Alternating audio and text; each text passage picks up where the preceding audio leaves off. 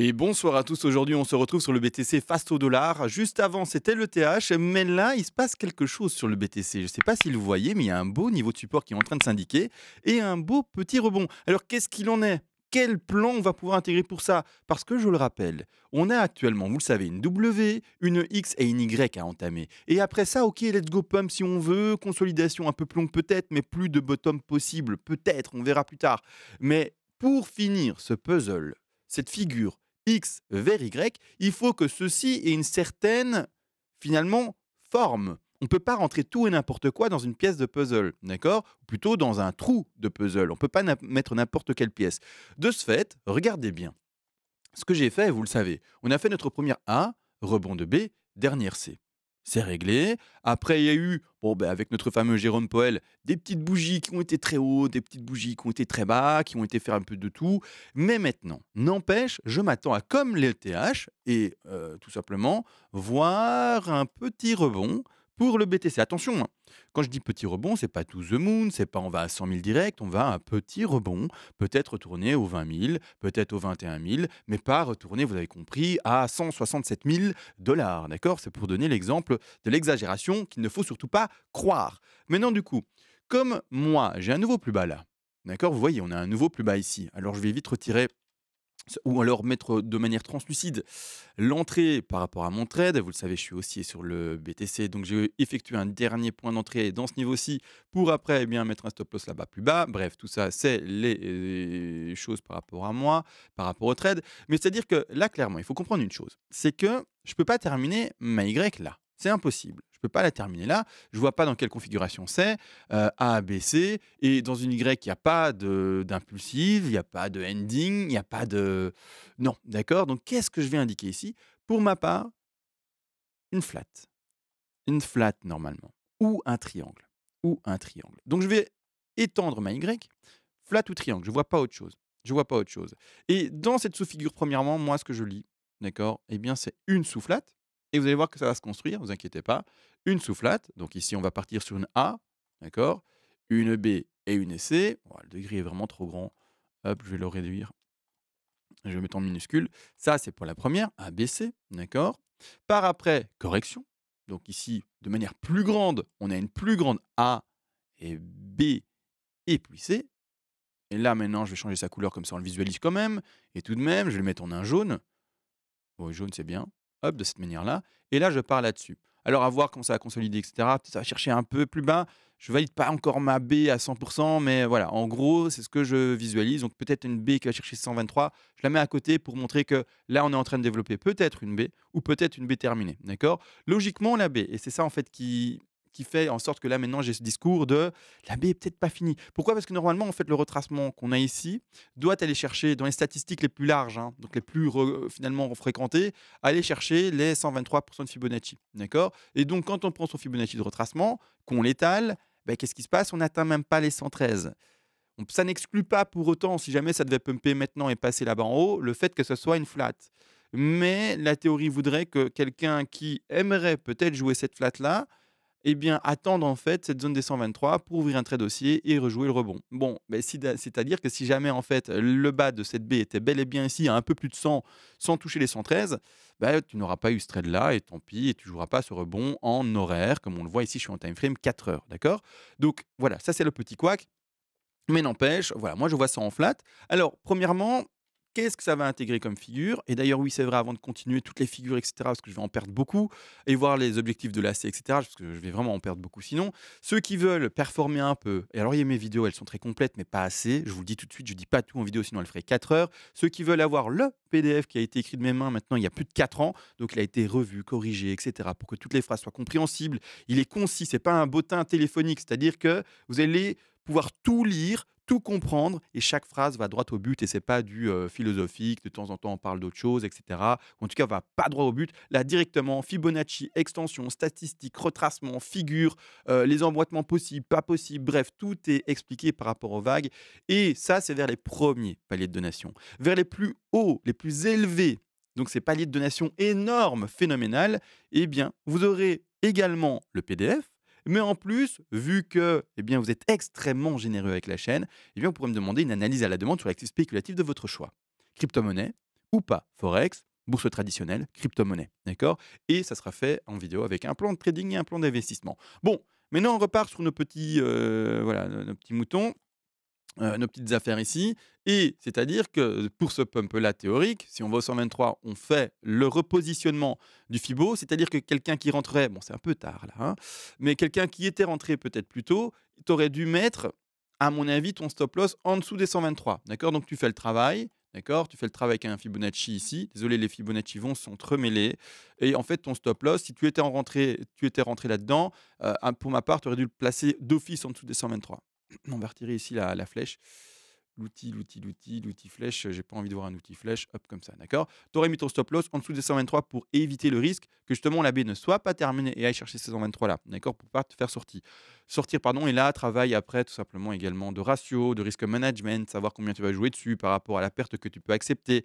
Bref, tout ça. L'objectif n'empêche, si on le met par rapport au fait que peut-être la baie soit déjà maintenant trouvée, l'objectif de ce rebond serait théoriquement d'aller rechercher les 161,8. Donc ici, bon, on a tous les objectifs 61,8, 100, 123, 161,8, bien entendu. Mais c'est-à-dire que l'objectif maximal théorique serait d'atteindre les 20 961 $.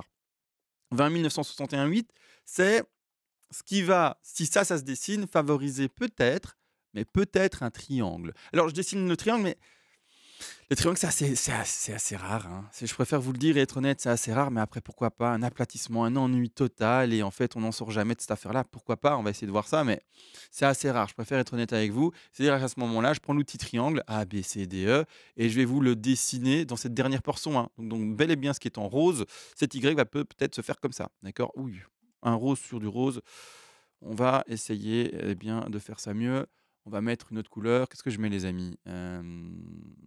Bleu turquoise? Allez, bleu turquoise et on va peut-être faire un A, B, C, D, E. Alors la configuration, ça peut être peut-être ça, hein. Ça peut être peut-être par exemple un espèce de triangle de barrière, hein, vous voyez? Quelque chose comme ça, par exemple, hein, avec vraiment un niveau de support qui se dessine. Tout le monde se dit: «Ben voilà, on va casser le support qui traîne, qui traîne, qui traîne» et en fait, on ne le casse pas et on rebondit à la hausse. Maintenant, si on casse ce support-là, je préfère quand même être honnête avec vous, hein. Le plan ici de trading est haussier parce qu'on fait du trading. Mais les investisseurs, je rappelle, d'accord? Parce que si ça break, en fait, le trader, il va perdre le pourcentage qu'il a accepté de perdre. C'est-à-dire, dans mon cas, par exemple, 1 de mon capital trading. Ça ne va pas me tuer du tout et ce n'est que mon capital trading. Mon capital investissement, c'est autre chose et mon capital tout court, c'est-à-dire immobilier ou encore l'argent que j'ai en banque, c'est autre chose. Donc vraiment, il faut comprendre que ce que j'ai en trading, j'accepte de tout perdre et que ça ne change absolument pas mon mode de vie et qu'également mon investissement sur des actifs spéculatifs, j'accepte de tout perdre et que ça ne changera également pas du tout mon mode de vie. Mon mode de vie, c'est quoi? Eh bien, c'est pouvoir aller au restaurant, pouvoir aller en voyage, pouvoir eh bien, profiter tout simplement de la vie. Et c'est pas parce que j'ai trop mis de sous sur un actif que tout d'un coup, ça sent le roussi. Bah écoute, on va vendre la voiture. Hein. Ouais, on va vendre la voiture. Ouais, elle est jolie, mais on va plutôt passer sur le vélo. Hein. Ça va? Comme ça, on fait plus de sport. Non, hein, d'accord? Attention à ceux qui font ça. Hein, c'est ridicule. Donc là, maintenant, on peut casser vers le bas, mais comme on est, nous, passé boule à cause ou grâce, je ne sais pas, on verra ça plus tard, eh bien, à certains indicateurs, et je mets beaucoup ça en avant, mais pour moi, le H-Ribon est assez fort comme indicateur. Après, à voir s'il va un jour se tromper, parce qu'il n'a pas pu encore s'exprimer beaucoup sur seulement 12 ans eh bien, de développement du BTC, peut-être 13 maintenant, mais voilà, donc c'est encore tout neuf et tout récent. Mais s'il se trompe et qu'en fait on crash, ben, moi je perds mon trade de 1% du capital trading, d'accord? Donc c'est vraiment pas beaucoup. Mais l'investisseur qui aura acheté à 100% là, ou n'importe où, et qui voit après que ça chute à 14 000, à 10 000, il va pleurer, d'accord? Donc pouvoir différencier un plan de trading d'un plan d'investissement, d'accord? Et donc on peut très bien aller plus bas. Donc entendre ce que je dis, hein, on peut très bien aller plus bas. Malgré tout, on est dans un plan haussier, nous, et donc on favorise maintenant, eh bien, les marchés qui vont monter, c'est-à-dire la correction de 2 assez forte, et par après, pump pour la 3, 4 et 5. Également, je rappelle, c'est important, le pump de 3 n'est pas obligé de se faire verticalement comme ça, c'est-à-dire en termes de laps de temps. Il peut s'étaler, s'étaler, s'étaler, et il peut s'étaler très longtemps. D'accord? C'est-à-dire que par exemple, pour développer cette 3 que j'ai essayé d'étaler plutôt longtemps, eh bien, elle peut également se construire, comme ça vous comprenez les choses, avec une première une, vous voyez le sous-décompte 1, une 2, une 3, 4 et puis une 5. Et ça peut faire ça en fait le bazar. Et regardez la 2 que j'ai dessinée. Bon, là, la 3 et 4, je trouve qu'elles ne sont pas séduisantes du tout. Mais regardez la 2 que j'ai dessinée. Encore un bazar qui s'aplatit encore plus et qui installe ici tout simplement une zone de range encore plus longue. D'accord? Donc, ayez conscience de ça. On peut peut-être range pendant maintenant des mois et des mois, rester là-bas en bas pendant des mois et des mois, un peu comme on l'a fait, si on retourne un peu sur le BLX pour le montrer, un peu comme on l'a fait, eh bien, pas là, c'était pas si long comme ranch, hein, franchement, mais un peu comme on l'a fait ici, d'accord? On peut vraiment alors combien de temps ça a duré ça? On va regarder. Enfin, je vais regarder avec vous. Bon, le ranch, on va le disons tout ça, d'accord? Toute la borne basse en dessous là, d'accord? En dessous de mes pointillés. Donc on va partir sur cette zone-là à cette zone-là, d'accord? Là, on a ranch pendant 320 jours. 1 an. 1 an. Voilà, 1 an. Vous avez entendu le résultat? 1 an de ranch. Donc je prends vraiment toute cette zone-là. 1 an. 1 an où les gens se sont dit: «Bah, ça évolue plus, ça monte à peine, puis ça redescend, ça refait presque des plus bas».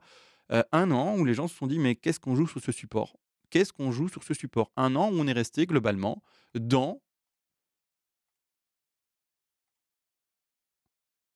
cette zone-là. 1 an. Avec des mèches là et là. Mais la plupart du temps, on était entre les 296 et les 216. Vous imaginez l'ennui total? Et ça, c'est maintenant, tout à fait possible pour maintenant. Alors, on espère de la volatilité. Parce qu'on aime l'action, nous. On aime le combat, on aime ça. Mais on peut très bien partir maintenant sur 1 an. Alors, on va remettre un. Alors, c'était 320 jours, c'était pas un an complètement, mais on remet juste pour mettre ici visuellement l'idée. 320 jours, il me semble, hein. Voilà. Donc, ça veut dire qu'on peut encore range pendant 300 jours. Pour l'exemple, je n'ai pas dit qu'on allait le faire. J'ai dit que pour vous montrer visuellement ce que c'était, on peut range sous ce laps de temps. Parce que ça s'est déjà fait. On était bien sur 320 jours, hein, je suis pas fou quand même. Je refais parce que attendez, parce que si je dis n'importe quoi, c'est ennuyeux.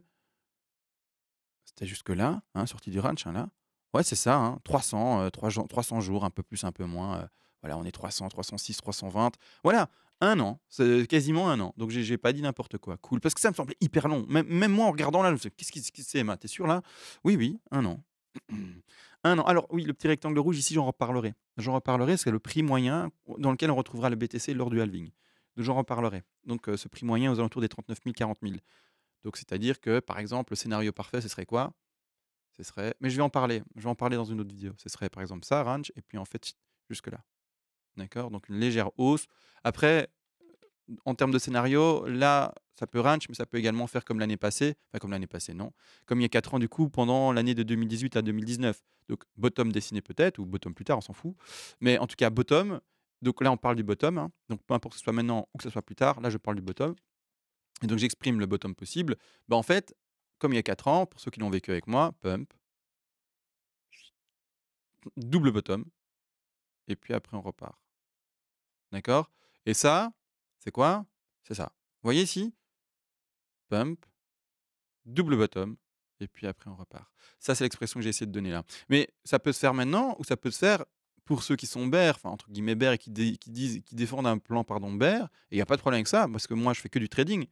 L'investissement, j'achète par palier de temps et imaginons que ça break en fait le support, qu'on aille à bon là j'ai mis 8 000 mais c'est le hasard, hein, vous avez compris, hein, bref qu'on break le support, qu'on aille à 10 000, à 8 000 ou à 11 000 ou 14 000, ça on s'en fout, mais ça peut faire ça.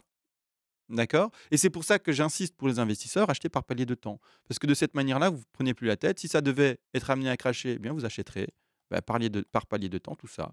Et ça vous fera un prix moyen lissé, par exemple, là. D'accord? Et ce sera parfait. Si par contre, au contraire, B, c'est pas plus compliqué, en fait, on se retrouve sur une consolidation longue et puis que ça fait ça, eh bien actuellement, grâce à votre façon de faire, eh bien vous êtes en train d'acheter ça, ça, ça, ça, et vous achetez également le bottom. Et j'arrête pas de le répéter dans mes vidéos. C'est peut-être un peu répétitif, redondant, mais c'est ce qu'il faut faire. Il faut prendre une enclume et taper dessus, quoi. Il faut vraiment y aller. Et il n'y a pas de blague avec ça. C'est le message le plus important que j'ai à amener sur YouTube pour les investisseurs. Achetez par palier de temps. Ne vous faites pas avoir par autre chose. Achetez par palier de temps. Et ça, en fait, il faudrait juste une vidéo où je me mette en boucle, un peu comme le Nyan Cat, vous voyez le chat qui chante et avec les arcs-en-ciel. Et en fait, j'arrête pas de dire acheter par palier de temps, acheter par palier de temps, acheter par palier de temps, acheter par palier de temps, ça devient chiant. Mais c'est vraiment, hein, mais il faut qu'on le retienne ça, d'accord? Bref, tout a été dit et tout a été vu, il me semble, par rapport aux figures et l'attente normalement scénarisée du BTC. On va se laisser, oui, avant de se laisser d'ailleurs, avant de se laisser, j'ai créé, pour ceux qui ne le savent pas, une chaîne secondaire où je partage le sport que je fais. Je suis quelqu'un d'assez sportif et voilà, je partage ça. C'est surtout de la motivation pour vous montrer que, bah, si vous voulez commencer le sport, il y a quelqu'un qui vous accompagne également et c'est moi et je vous montre tous les jours ce que je fais. Là, aujourd'hui, c'était du Zwift Home Trainer, ça, c'était juste après le TH ce matin, donc c'était, vers, 8h30, 8h30 du matin. Parce que le TH, je l'ai enregistré vers 7h et puis j'ai fait, du trail là plutôt ce soir, il était peut-être 19h et donc voilà, la nouvelle vidéo, donc la deuxième vidéo est déjà en ligne pour ceux qui veulent aller la voir, avec le nouvel entraînement, en fait, l'entraînement du jour tout simplement. Cette nuit, je ferai un peu de muscu, mais ça sera pour la troisième vidéo de demain du coup, d'accord? Parce que je vais pas réenregistrer une vidéo pour cette nuit et cetera, non, hein. Je filme et puis après, je commande par-dessus comme je le fais habituellement. Bref, tout ça, c'est fait. Merci à tous et on se voit à demain pour le TH.